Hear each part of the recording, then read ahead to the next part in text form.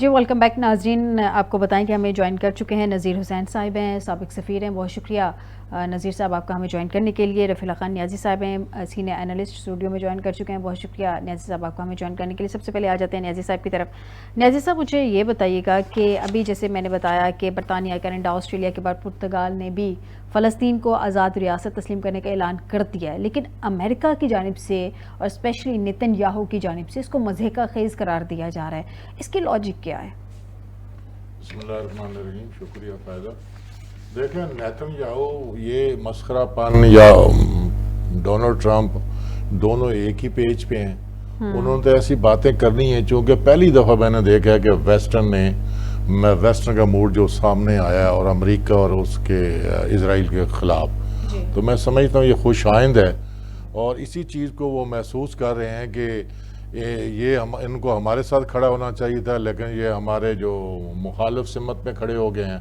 اور میں سمجھتا ہوں کہ جتنا ویسٹرن کنٹریز نے یہ فلسطینی کاز کو, غزہ کو اور اس جو نسل کشی ہے اس کو انہوں نے اپریز کیا, اٹھایا ہے, میرے خیال میں اتنے اسلامی ملک ہے ان کے لوگوں نے نہ ریاستوں نے اس پہ آواز اٹھائی ہے. بہرحال میں انہیں بھی خراج تحسین پیش کرتا ہوں کہ ان حالات میں جب کہ امریکہ کا جو تسلط ہے, یعنی میں نفسیاتی طور کے بات کر رہا ہوں, پوری دنیا میں وہ بالکل اپنی جگہ پہ قائم ہے.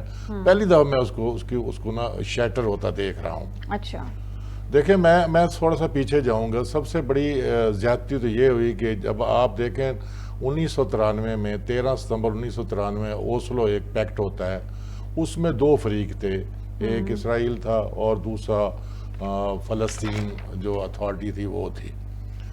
تو اس میں جو گارنٹر تھا یا اس میں سالہ تھا وہ امریکہ تھا غالباً. یہ ہنری کسنجر کا یہ اس کا دور تھا امریکن پریزیڈنٹ کا, یہ مجھے یاد نہیں آ رہا کون تھا, اور وہاں وہ سائن ہوئے تھے. اب جب اس کے بعد 2020 میں جب یہ ابراہیم اکارڈ آیا, اس لیے اس کو لایا گیا تاکہ جو پہلا جو اوسلو پیکٹ تھا اس میں بہت سارے مسائل پہ قابو پا لیا گیا تھا اور بڑا سموتھ سسٹم چل رہا تھا اسرائیل کا اور فلسطین کا. کچھ ایسے معاملات ہیں جس میں یروشلم یا دیگر, تو نے کہا کہ وقت کے ساتھ تھا یہ چونکہ متنازع ایشو ہے اس کا بھی نہیں چھیڑ پھر نیکسٹ ٹائم اس کو جو ہے ہم ریزالو کر سکیں گے. لیکن کیا ہوا کہ 2020 میں زین العابدین نے ایک پورا ایک جو پلاٹ تیار کیا اور انہوں نے ایک نیا معاہدہ ابراہیم اکارڈ کیا. اور ابراہیم جو اکارڈ ہوا اس میں آپ کو پتہ ہے کون 3 ملک تھے, عمان تھا, اس میں UAE تھی اور مصر تھا.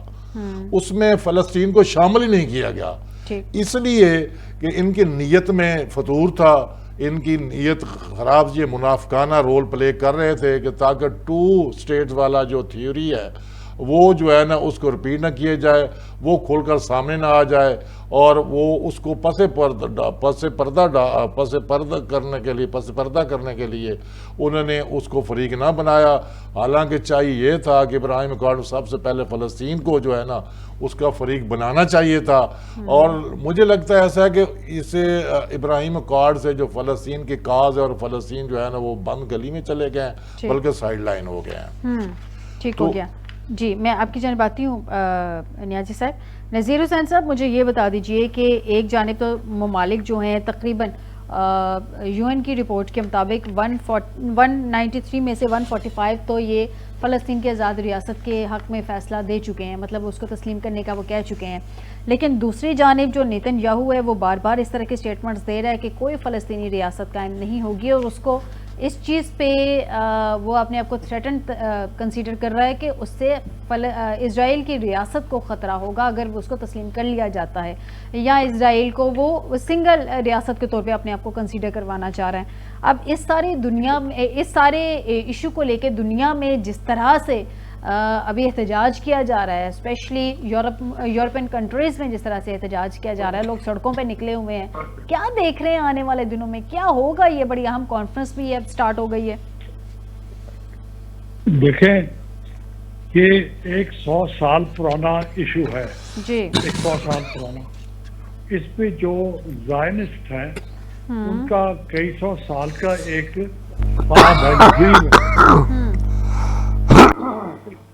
एक उनका ड्रीम है ये हम्म कि वो एक यहूदी रियासत कायम करेंगे और वो फलस्तीन का जितना भी रकबा है वो सारा उसको क्लेम करते हैं।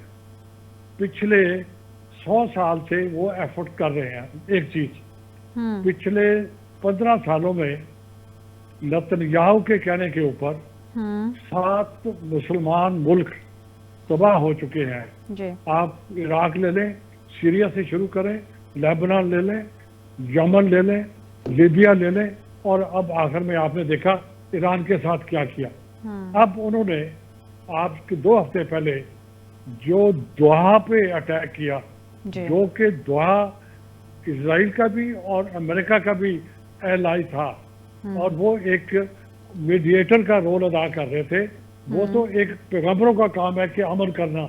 ठीक आप इससे अंदाजा लगा लें कि नेतन्याहू के करीब, लिक्विड पार्टी के करीब, जो अल्ट्रा कंजर्वेटिव ज्यूज हैं इजराइल के, उनके नजदीक कोई चीज की अहमियत नहीं है सिवाय इसके कि उनका जो प्लान है एक ग्रेटर इजराइल का, वो मुकम्मल होना चाहिए। तो असल इशू ग्रेटर इजराइल का बनना है, चाहे उनको इसी के खिलाफ भी कुछ भी करना पड़े। ये आपके सवाल का जवाब है। बाकी जब तक इजराइल को उसकी जुबान में आप जवाब नहीं देंगे, आप देखा जब तक कि ईरान ने इजराइल पे उसी तरह हमला नहीं किया, नुकसान नहीं पहुंचाया, तो इजराइल ने जैसे कहते हैं कि सब्र नहीं किया। अब पाकिस्तान का कॉन्टेक्स्ट आप ले लें, जब तक कि आपने हिंदुस्तान को उसकी जुबान में जवाब नहीं दिया, उस वक्त तक मोदी क्या करता रहा और आपको क्या कहता रहा और आइंदा क्या कहेगा। बाकी जो कहानी है वो तो 100 साल पुरानी है, चाहे वो ओस्लो हो, चाहे वो 101 एग्रीमेंट हो। ये उस वक्त तक जब तक मुसलमान जो डायरेक्टली इम्पैक्ट हो रहे हैं, आपके सामने उनका जो ग्रेटर इजराइल का प्लान है, उसमें पूरा फलस्तीन है, सीरिया का टुकड़ा है, लेबनान का टुकड़ा है, और कुछ हिस्सा सऊदी अरब का है, और सिनाई पेनिनसुला पूरा है। वो कहते हैं रिवर टू सी उनका ड्रीम है। और वो जो मस्जिद अल अक्सा है, वो वहां पर अपना एक सुलेमान टेम्पल बनाना चाह रहे हैं। जब जिनका इतना बड़ा प्लान हो, आपके ख्याल में छोटी मोटी उनको अगर तंबीह कर दी अमेरिका ने, या छोटी मोटी जरब लगा दी किसी ने, इससे फर्क नहीं पड़ेगा जब तक कि मुसलमान अपने तहफ़्फ़ुज़ के लिए खड़े नहीं होंगे। ये बहुत खुशआइंद बात है कि पिछले हफ्ते पाकिस्तान ने और सऊदी अरब ने एक एग्रीमेंट साइन किया है, जिसके तहत 2 मुल्क इकट्ठे हुए हैं। अब आप उम्मीद भी करें, प्लान भी करें, दुआ भी करें, और इसके लिए काम भी करें कि इसके गिर्द और भी मुल्क इकट्ठे हो जाएं, ताकि आप अपना तहफ़्फ़ुज़ भी करें और अपना हक भी लें। अगर हम ये कहें कि अमेरिका हमें लेकर देगा या यूरोप लेकर देगा, मैं आपको वसूख से कहता हूँ, ये हमारी खुशकिस्मती है कि यूरोप का civil society, American civil society, 41% American इसके खिलाफ है नेतन्याहू के। लेकिन अनफॉर्चुनेटली लेकिन जी जी लेकिन जो यहूदी लॉबी अमेरिका में है, वो चाहे वो डेमोक्रेट्स के कांग्रेसमैन और सेनेटर हों या रिपब्लिकन के हों, वो उनकी जेब में है, बिल्कुल उनकी जेब में है। इसी तरह यूरोप के, लेकिन यूरोप में चूंकि डेमोक्रेसी और किस्म की है, पब्लिक ओपिनियन मैटर करता है, लेकिन ये आप रखें कि उसका इम्पैक्ट हो रहा है। लेकिन ये मैं उस जानिब आती हूँ नज़ीर साहब, उस जानिब आती हूँ कि जो पब्लिक इस वक्त एग्रेशन देखा जा रहा है नेतन्याहू के अगेंस्ट, उसके जो भी एक्शंस हैं उनके अगेंस्ट, उनका कितना इम्पैक्ट आता है। नियाज़ी साहब की तरफ आते हैं। नियाज़ी साहब, मगरिब ख़ासतौर पे यूरोप में इस वक्त इसराइल के मुजालिम के ख़िलाफ़ जो एक एहतजाज भी किया जा रहा है, भरपूर राय अम्मा जिसे मैं कहूँ हमवार हो चुकी है तो शायद गलत ना होगा।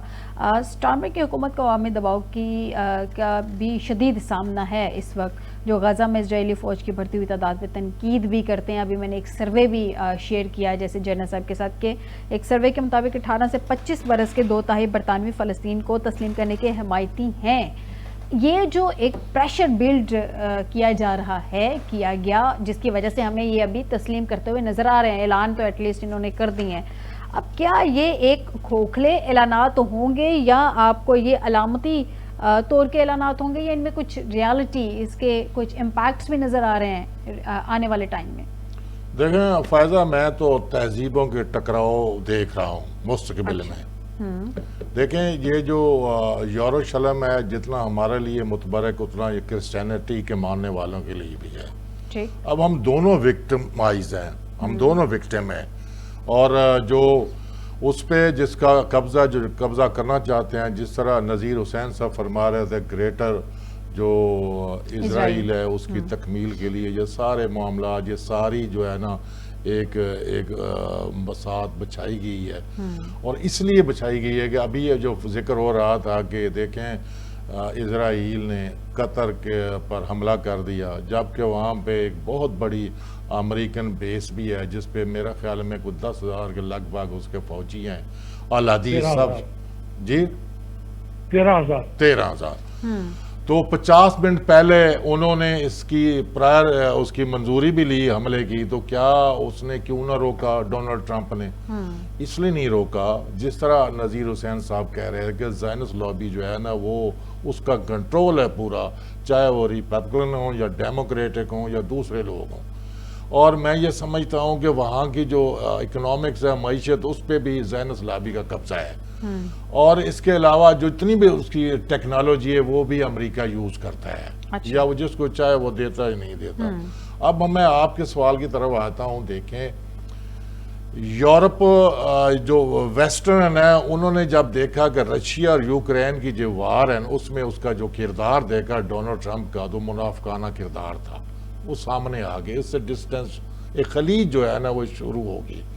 اور انہوں نے بالکل یقین کر لیا ہے کہ مستقبل قریب میں امریکہ اسرائیل کے علاوہ یہ ہمارے ساتھ نہیں کھڑا ہو سکتا، یہ ہمارے انٹرسٹ کو جو واچ نہیں کرے گا. میں یہ سمجھتا ہوں کہ یو این او جو ہے نا اس کے پاس ایسی کوئی فورس نہیں ہے کہ وہ اپنے جو فیصلے ہیں، جو اپنے جو فیصلے منظور کرتے ہیں اس کو کیسے امپوز کیا جائے، اس کی امپلیمنٹیشن کیسے ہونی چاہیے. اس کی سب سے بنیادی وجہ یہ ہے کہ شروع سے جو ہے نا یو این او کمزور رکھا گیا. نیٹو نے اپنی فورسز بنا لی، حالانکہ یو این او کے بینر کے نیچے، اس کے امبریلے کے نیچے ایک عالمی فورس ہونی چاہیے. جہاں بھی کوئی جارحیت کرتا ہے، جو جارح کنٹری ہے، اس کے خلاف اس کو ایکشن لینا چاہیے. اور دوسرا جیسے ابھی جنرل صاحب میں سن رہا تھا، جنرل عبدالقیوم صاحب کہہ رہے تھے کہ ویٹو پاور نہیں ہونی چاہیے، یا اگر ویٹو پاور بھی ختم ہونی چاہیے. مگر اس وقت یہ احساس، یہ سینس میرا خیال میں اسٹیبلش ہو چکا ہے ویسٹرن کے اندر کہ ہمارے لیے امریکہ اور اسرائیل زیادہ نقصان دہ as compared with the Islamic country. میں پھر ادھر ہی آؤں گا کہ 2020 یہ جو حملہ ہوا ہے اس پہ اپنا قطر میں اسرائیل نے کیا ہے، تو اس کے پیچھے لاجک یہی ہو سکتی ہے کہ وہ اس کو ابراہیم جو اکارڈ ہے اس کے بینر کے نیچے لانا چاہتا ہے. جبکہ وہ بہت سارے معاملات میں ان کا ایک مشترکہ حکمت عملی بھی چل رہی تھی، لیکن بدقسمتی سے اسلامک جو کنٹریز ہے ان کی جو OIC ہے وہ اس لیول تک جو وہ آرگنائز نہیں ہے، یا ہم ان کو سپورٹ نہیں کر رہے. لوگ مر رہے ہیں غزہ کے اندر، بھوک سے مر رہے ہیں، اوپر سے فائرنگ ہوتی ہے، وہ خوراک پھینکی جاتی ہے. جب لوگ بیچارے اکٹھے ہو کے اس کو اٹھانے کی کوشش کرتے اوپر سے شیلنگ ہو جاتی ہے، لوگ مر رہے ہیں، زخمی ہو رہے ہیں، جس طرح کہہ رہے ہیں ان کے اعضاء کاٹے جا رہے ہیں. اور اب تو وہ ڈسپلیس ہو رہے ہیں، بلڈنگیں گرا دی گئی ہیں، گھر تباہ ہو گئے ہیں. فیمن کی اس وقت کیفیت ہے، مگر مجال ہے کہ ہمارے اسلامی کنٹریز نے ان کے بارے کوئی توجہ دی ہو. بالآخر ویسٹرن والے یو این او کے قطر پہ اٹیک ہوتا ہے، دوحہ پہ، تو تمام ممالک مل کے وہاں پہ اکٹھے ہوتے ہیں، کنڈمنیشن دیتے ہیں، جی کنڈم کرتے ہیں اس کو. لیکن جو فلسطین پہ کیا جا رہا ہے سارے بڑے مزے سے اسٹیٹمنٹس دے دیتے ہیں، لیکن پریکٹیکلی کوئی اس پہ کوئی امپلیمنٹ نہیں کیا جا رہا اسٹیٹمنٹس کے اوپر، کیونکہ وہ ایک غریب ملک ہے اور یہ قطر جو ہے ایک بے بس لاچار ملک ہے، اور یہ جو قطر ہے، دوحہ ہے، یہ ایک چودھری قسم کا ملک ہے، تو اس لیے سارے اس کے ساتھ کھڑے ہو گئے، اور وہ فلسطینی آج بھی پٹ رہے ہیں، فلسطینی آج بھی مٹ رہے ہیں، فلسطینی آج بھی قربانیاں دے رہے ہیں، فلسطین آج بھی بھوک سے وہاں بیٹھے ہوئے ہیں، فلسطینیوں کے پاس آج بھی ادویات نہیں ہیں، لیکن اس کی جانب کسی کا کوئی غور و فکر کرنے کا ارادہ بھی نظر نہیں آتا. یعنی وہ دیکھیں آپ اس کو آپ کرنے پہ میں تھوڑا سا انپٹ آپ نہیں دوں گا. جی میں اس پہ ذرا نیازی صاحب کو پوائنٹ لے لوں، پھر میں نذیر صاحب سیم کوشچن پہ آپ کی طرف آتی ہوں. دیکھیں ذرا دیکھیں جو اہل فلسطین ہے وہ گریٹر اسرائیل کے سامنے ایک بہت بڑا بند باندھ رہے، وہ قربانیاں دے رہے ہیں. یہ سعودی عرب کو بھی احساس ہونا چاہیے، یہ قطر کو بھی ہونا چاہیے. GCC جو ہے نا، گلف کوآپریشن کونسل والوں کو اسپیشلی، چونکہ وہ چھوٹے چھوٹے ملک ہے، کسی کی 3 لاکھ آبادی ہے جو ان کے نیٹو باشندے ہے، کسی کی 3 ہے، کسی کی 10 ہے، تو یہ ان کے لیے گریٹر جو اسرائیل ہے یہ پہلا ایک لقمہ ہے. حالانکہ ان کی میرا خیال ہے بقا کے لیے سب سے زیادہ قربانی جیسے آپ کہہ رہی تھی وہ فلسطینی بیچارے دے رہے ہیں، مگر پھر بھی ہمیں سوائے اخلاقی حمایت کے ہم ان کے لیے کوئی عملی اقدام نہیں کر سکے. اخلاقی حمایت بھی تو ایٹ لیسٹ اخلاقیات کے ساتھ کھل کے کر دینی چاہیے نا. ہم تو وہ بھی میرے خیال میں اخلاقیات کی حمایت کے اس لیول کو، یا وہ جو ایک لائن ہے اس کو بھی ٹچ بھی نہیں کرتے. اس کو کراس کرنا، اس تک پہنچنا تو دور کی بات ہے. نذیر حسین صاحب، آپ سیم کوشچن پہ کچھ کامنٹ کرنا چاہ رہے تھے. میں یہ کہنا چاہ رہا ہوں، دیکھیں ویسے پہلے میں نے عرض کیا کہ یہ جو لیکوڈ پارٹی ہے، یہ جو زائنسٹ ہے، یہ 100 سال سے پلان کر کے بیٹھے ہیں کہ ہم نے کیا کرنا ہے، اور وہ چھوٹی موٹی جو اگر ان کے خلاف ڈیمونسٹریشنز ہوتی ہیں دے ڈونٹ کیئر. اب نتن یاہو کہہ چکا ہے کہ مجھے یورپ سے کوئی تعلق نہیں ہے، یورپ ہمارے لیے کوئی یوزفل نہیں ہے. صرف ایک ملک جس کو وہ خاطر میں لاتا ہے وہ ہے امریکہ، اور وہ ہے پریزیڈنٹ ٹرمپ. اگر پریزیڈنٹ ٹرمپ اور ان کی کانگریس اس چیز کا فیصلہ کرے کہ ہم نے پیلسٹائن کا جو 2 اسٹیٹ سولوشن ہے اس کو امپلیمنٹ کروانا ہے، میرا نہیں خیال کہ 3 مہینے سے زیادہ لگے گا. ایک چیز یو این کے پاس انفارچونیٹلی ایک انسٹیٹیوشن ہے ویٹو کا. 6 دفعہ وہاں پر یہ بحث ہوئی ہے، ہر دفعہ امریکہ نے ویٹو کیا ہے. جب تک کہ چیپٹر 7 کے تحت کوئی فیصلہ نہیں ہوتا. چیپٹر 7 کا مقصد ہوتا ہے کہ آپ بائی فورس امپلیمنٹ کرواؤ گے، لیکن جب بھی آپ اس کو چیپٹر 7 کی بات کرو گے امریکہ اس کو ویٹو کر دے گا. یہ ویسے ہی حالت ہے جیسے کشمیری پچھلے 70 سال سے رول رہے ہیں، روہنگیا رول رہے ہیں. یہ جب تک کہ ان کے پیچھے کوئی کھڑا نہیں ہوگا. یہ جو آپ کے پڑوس میں افغانستان تھا، اگر سوویت یونین آیا اور اگر پاکستان اس وقت افغانستان کے لوگوں کے ساتھ نہ کھڑا ہوتا، میں آپ کو بتاؤں یہ افغانی کبھی بھی ان کو باہر نہ نکال سکتے. ہمیشہ اس وقت یہ تحریکیں کامیاب ہوئی ہیں جب ان کے جو قریبی ملک ہوتے ہیں، طاقتور ہوتے ہیں، وہ ان کے ساتھ ہوتے ہیں. لیکن بدقسمتی یہ ہے کہ جارڈن، سیریا، عراق، یہ سارے کے سارے پہلے مارے جا چکے ہیں. 7 ملک پچھلے 10-12 سال میں تباہ کیے گئے ہیں، اور اس کے پیچھے ایک ہی شخص تھا اور اس کا نام ہے نتن یاہو، اور اسی نے عراق کی جنگ کروائی تھی. نذیر صاحب، میں آپ کی بات سے ایگری کرتی ہوں، لیکن میرا پوائنٹ ایک اس میں یہ بھی ہے کہ اسرائیل پہ دباؤ ڈالے بغیر فلسطین کو ریکگنائز کرنا کافی نہیں ہے. یہ جو یورپی ممالک اس وقت فیصلہ لینے جا رہے ہیں یا جس طرح کے وہ اعلانات کر رہے ہیں، کیا یہ تاریخی فیصلہ ثابت ہوگا؟ اس پہ امپلیمنٹ بھی ہو سکے گا؟ میں بتاؤں بالکل ہوگا. وجہ اس کی یہ ہے کہ جو یورپین ڈیموکریسی ہے وہ امریکن ڈیموکریسی سے ڈیفرنٹ ہے. اب الیکشن ہونے ہیں. جو یورپ کی ایلیٹ ہے وہ اس وقت ہائیلی کنزرویٹو ایلیٹ ہے جو رشیا کے بھی خلاف ہے بائی دا وے. اور اب ان کو ڈر ہے کہ اگر ان کی پبلک، جیسے آپ نے کہا کہ 18 سے 25 سال کی جو جنریشن وی ہے، وی جنریشن جو ہے وہ فلسطین کے حق میں کھڑی ہو رہی ہے، چونکہ انہوں نے کسی اور دور میں آنکھ کھولی ہے. جب ابھی ووٹنگ آئے گی فرانس میں، جرمنی میں، نیدرلینڈ میں، جہاں جہاں بھی ہوگا، اگر وہ اپنا ووٹ ایکسرسائز کریں گے कि जी। ये जो लीडर इस वक्त बैठे हुए हैं ये इलेक्ट नहीं होंगे। आपको पता है कि किसी भी लीडर के लिए, पॉलिटिकल पार्टी के लिए, चाहे वो मोदी हो, चाहे वो नेतन्याहू हो, ठीक। चाहे वो ट्रंप हो, इलेक्शन जीतना उनकी टॉप प्रायोरिटी होता है। दुरुस्त कह रहे हैं। आपके सामने मोदी ने पाकिस्तान से लड़ाई मोल ले ली, बिल्कुल झगड़ा ऐसे कर कह रहे लिया, हैं, बिल्कुल बिल्कुल हार- दुरुस्त कह रहे हैं। हार गया, लेकिन जब अपनी पोजीशन नहीं छोड़ना चाह रहा, तो मैं ये कहूंगा कि आप इनकरेज करें।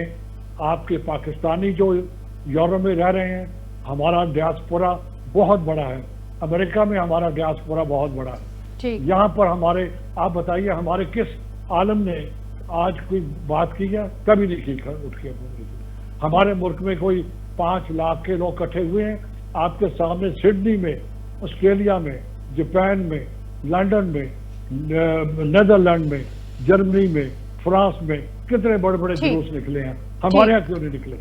ठीक है, इसको अप्रिशिएट भी करना चाहिए और इसके हक में आवाज़ भी उठानी चाहिए। बहुत शुक्रिया नज़ीर हुसैन साहब आपका मुझे प्रोग्राम में ज्वाइन करने के लिए। रफ़ीला खान नियाज़ी साहब आपका भी मुझे प्रोग्राम में ज्वाइन करने के लिए।